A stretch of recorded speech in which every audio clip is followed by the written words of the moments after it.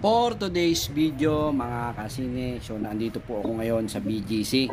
So saktong-sakto meron ho ditong parang car show.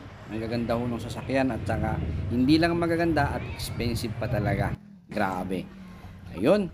So, gala-gala tayo dito, walking lang tayo dito sa BGC kasi nakakamangha po talaga ang ganda ng BGC. Kung makakapunta ho talaga kayo dito mga kasine, ay para ho kayo nasa ibang bansa pag nasa loob ho kayo ng BGC. Talagang marami hong mga foreigner ang makakasalubong mo, iba't ibang lahi. So nandito sila. Parang ito na yata yung magiging central business ngayon ng Pilipinas, itong BGC.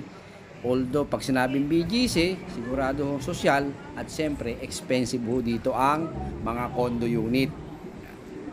Pag sinabi hong BGC, medyo talagang may kaya-kaya ka. Medyo talagang mahal ho. Dito ang mag-stay dito sa BGC. Ayan. So ito yung pinaka-tourist attraction nila dito. Ito yung 3D.